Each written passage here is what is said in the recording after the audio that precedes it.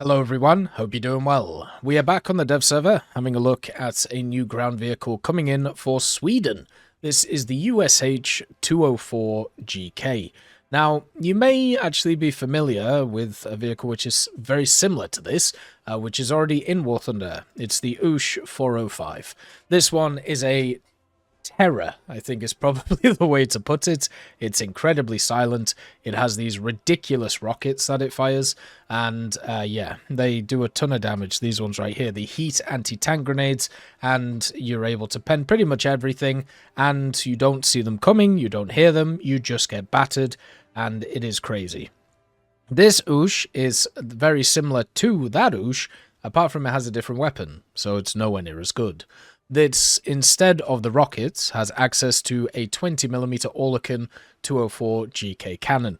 So this is much more designed for SPAA duties instead of light tank / tank destroyer duties, which I think is fair enough. The good old GK with the 20mm has a default belt of HVAP and HEFI, which is kind of hilarious, and also a HE belt with more HE than HVAP, and then more HVAP than HE. So if you want to go around and be able to be kind of a light tank, which is super quiet, then you can do this, and you can also get pretty decent pen doing it around 5.3. The USH actually finds itself in the AA line between the LVKV 42 and the ZSU 57-2, bridging the gap between the two AAs and giving it a little bit of fun. The problem with the LVKV is it doesn't have a ton of ammunition, and the ZSU 57-2 is a tank destroyer, not really an SPAA, where this one is much more designed for the SPAA role because of its high velocity, high fire rate 20mm cannon.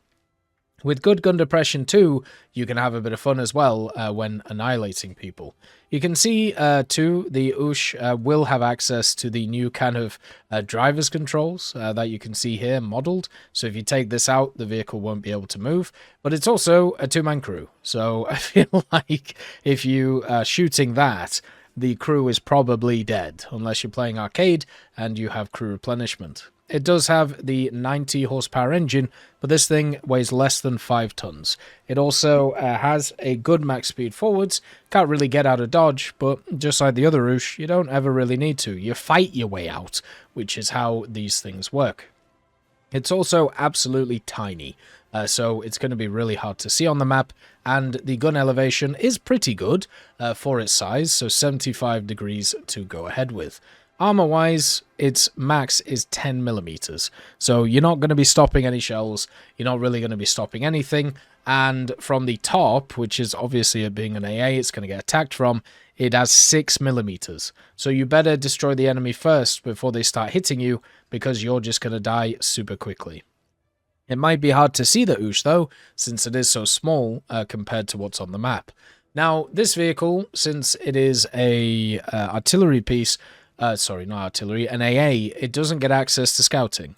So you won't be able to use this as a flanker to scout all the enemies and then pick off light ones. Instead, you'll just have the artillery support and nothing else to really help it. The major things that you're going to want to get on this machine are the elevation and also the horizontal, and probably the adjustment of fire too, just to help this thing be as good as it can at dealing with the aircraft that are coming in.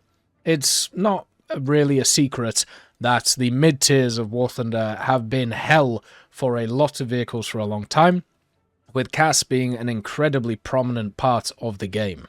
It's actually one of those things that has been putting a lot of people off playing these kind of mid-tier areas because of the fact it is so abrasive compared to others. You do get 2 belts as well, so at least you have that. And one of the issues, at least that I have had, is dealing with so many different AAs running around the place, and they just getting canned by CAS vehicles anyway. So stuff like the open top vehicles, which get overpressed super easily, or other vehicles which aren't able to deal with the majority of the threats which are thrown at them. With something like the USH, this gives Sweden something that a lot of other nations have been given over the period of time, which is really nice. A vehicle with a low caliber cannon, which can just put out a ton of damage as it goes forward. Remember the R3 T20? The R3 was one of those vehicles which was hated for the longest time, because it was able to get into nooks and crannies and able to annihilate people even through the side with its 20mm. The USH will be able to do the same thing, but also its main use will be, of course, being an AA, which is super useful for a vehicle like this. Sweden needed an AA to help them out at the BRs that this thing is at, and over the last few years Sweden has pretty much got whatever it wanted, whether it be high tier MBTs, whether it be high tier AAs, or whether it even be the Finnish tech tree plus all the other Scandinavian or Northern European vehicles that have turned up too. By the way, with the USH, you can actually pen the side of T-34s if you didn't know, right under here, so you can just kind of hit it. You can't pen above, but you can pen below, so just to kind of let you know. The vehicle doesn't have a ton of ammunition, only 400 rounds, which is not exactly the best, meaning that you'll probably have to go near a bunch of cap points to be able to reload while you're using it.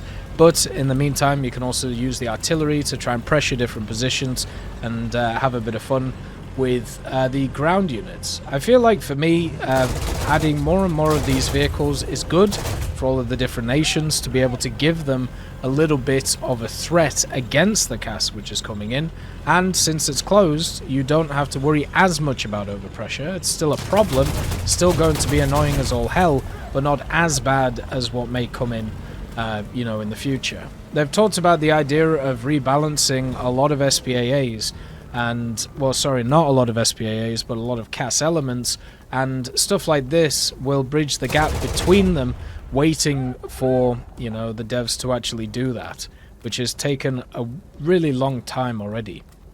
The gun depression is nice, so you can go for a flank, you can try and annihilate people on the side, you can do all of those different things with this vehicle, and also get yourself some really cool stuff set up. But hopefully this will just help, you know.